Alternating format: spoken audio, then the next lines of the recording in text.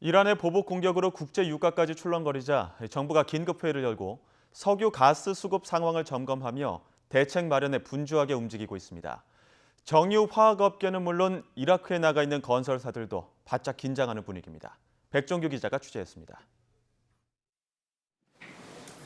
이란이 미국 우방국에 석유 시설을 공습하거나 호르무즈 해협을 봉쇄할 수도 있다는 우려가 커지자 정부는 관련 유관기관은 물론 정유업계 등과 긴급 상황 점검 회의를 열었습니다.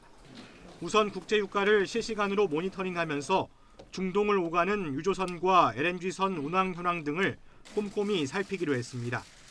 당장 지금까지는 우리나라로 들어오는 원유와 LNG 운송에는 큰 문제가 없는 것으로 확인됐습니다. 근본 사태가 장기화될 가능성에 대비해서 정부는 앞으로 유관기관, 관련 업계와 함께 다양한 역량을 총동원해서 대응하도록 이렇게 하겠습니다. 국내 정유화학업계도 미국과 이란의 움직임에 촉각을 곤두세우고 있습니다.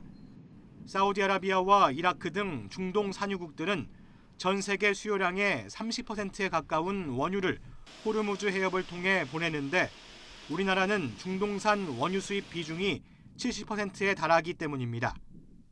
대체 원유 도입선을 확보를 한다든지 또 비상시 석유 수급 상황 등에 대해서 더욱더 면밀히 구축해서 석유 위기에 대응하도록 할 계획입니다. 이라크에는 우리나라 14개 건설사 현장에 1,380여 명이 근무하고 있어 건설업계도 초비상입니다. 현대건설과 GS건설, SK건설 등이 공동 시공하는 카르발라 정유공장 현장에 660여 명, 한화건설의 비스마야 신도시 건설 현장에는 390여 명이 근무하고 있는 것으로 파악됐습니다. 다행히 건설 현장은 공습 지점과 200에서 300km 떨어져 있어 피해는 없는 것으로 알려졌습니다. 비상대책본부를 운영하고 있어가지고 주변 상황을 계속 모니터링하고 근로자 안전을 최우선으로 비상사태 적극적인 대응을 할 예정입니다. 세계 경기 침체로 불황을 겪고 있는 산업계는 중동발 위험이 커지면 직격탄을 맞을 수 있는 만큼 추가 상황에 대비하며 분주하게 움직이고 있습니다. YTN 백종규입니다.